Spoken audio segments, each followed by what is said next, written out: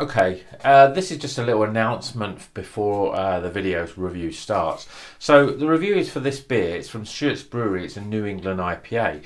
I drank that last night. This is the morning after, as it were.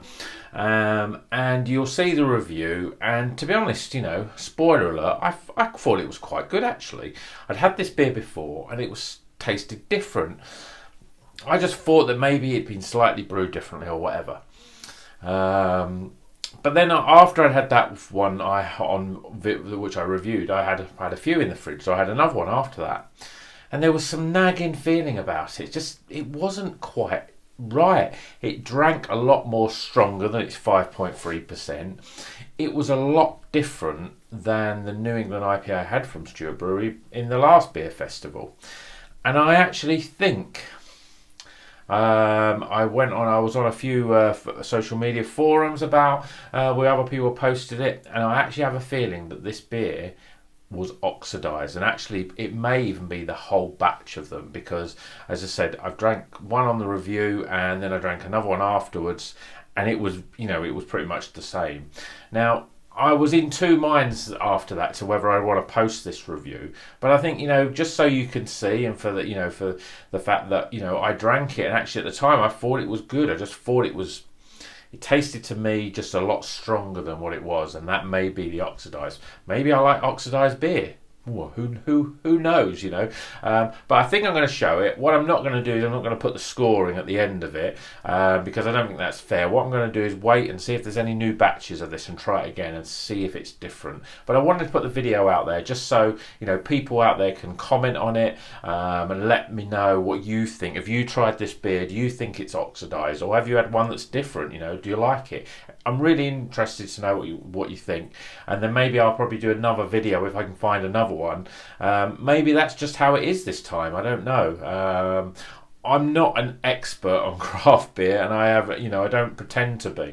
I just know what I like, and I thought it was quite nice. Definitely different though, and that's when the alarm bell started ringing. So I'm going to play the video now. Hope you enjoy it. Really let me know in the comments. It'd be really appreciative. Okay, keep on rocking.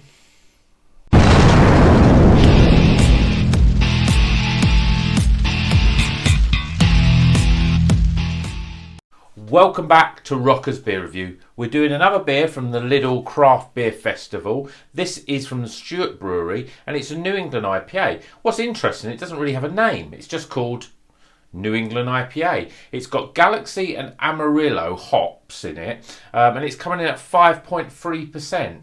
Now, 5.3% for a New England IPA, I think, is on the low side. I've actually had New England Pale Ales that are actually that sort of level of alcohol content.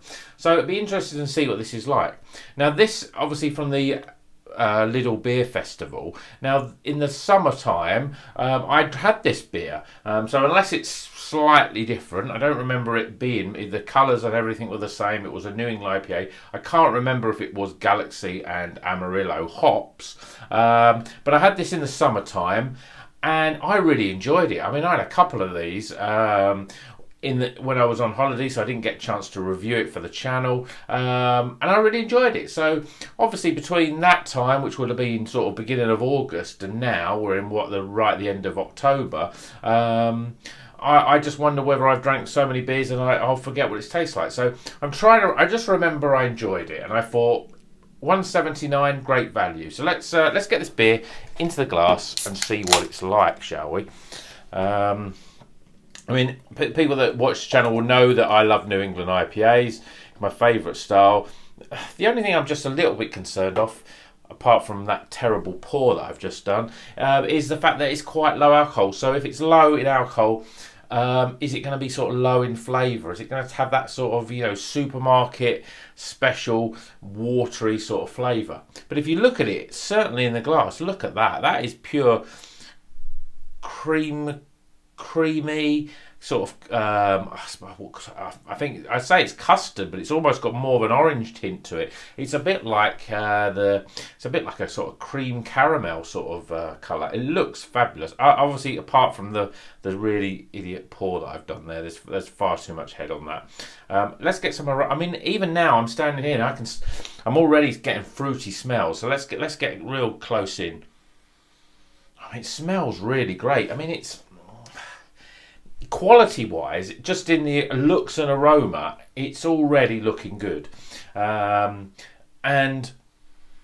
I'm certainly getting I'm getting peach, passion fruit, pineapple, real sort of, real succulent, ripe, and really sort of fruity smells. It smells really lovely, and I'm glad to see that head is just sort of going. You've got, I would probably say it's going to have a 2-finger head. It's very highly compacted and fluffy.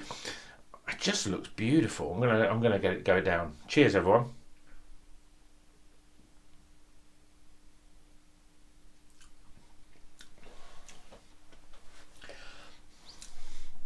It's a good quality beer. £1.79 absolutely is great quality. It's got a lovely soft mouthfeel, as you'd expect from a New England IPA. Peach and apricot, really, really strong. Those stone fruits are in there. Passion fruit, bit of orange peel. There's a real sort of, I don't know whether you would call it a dankness. It's not bitterness, but it's almost like the fruits are really like flavours are really sort of like overripe fruits, not like really fresh. So it's got that sort of dankness to it, which is not a negative thing. I think it's actually quite a positive thing. It's a really good beer. I mean, to be honest, we had the Luminous Nights from a different brewery. Let's see if I can find the can. If it's we're here. So we had the Luminous Nights, which was a double New England IPA, and this is 7.4%. And you'd expect something like this. One, because it's a double IPA. Two, because it's like 2% more alcohol in it than the Stewart Brewery one. You'd expect that to have a lot more flavours, but actually this tastes a lot more stronger. You get I'm getting a little bit of burn there, and I think that's hop burn. I think those hops are really sort of, there's certainly a big amount of hops in there. And you can see from the body, I think that it looks better than that beer. And I'm always going to go far to say, as I think that this is the one to beat. And I'm not surprised that they've brought this one back from the summer, because it's a superb beer. I mean, I think this, in terms of a New England IPA, is up there with all of the ones that you can get in Tesco and Morrison's. Now, that's a big thing to say, and I know there'll be some people that will completely disagree, but I think in terms of the body, in terms of the flavour, it's really, really good. And it does, I mean, it's amazing it's only 5.3%, because the flavours are there. I'm getting a little bit of bitterness on the back end there now. Grapefruit, it's just like a little bit of a bitterness. I can't really sort of describe it, but it's just the flavours really sort of coat your tongue and really sit on your tongue. It's a smashing beer. But it does taste stronger than its 5.3%. And I think that's just because I think it's charged with hops. It's got loads of hops in there. One thing though, I would say, and it's difficult, when you drink as many beers as I do on the channel, and I'm sure a lot of my viewers out there, you drink a lot of beers and you drink a lot of different beers. And when you go back to a beer that you may have drunk a few months ago, it's difficult to remember what it was like.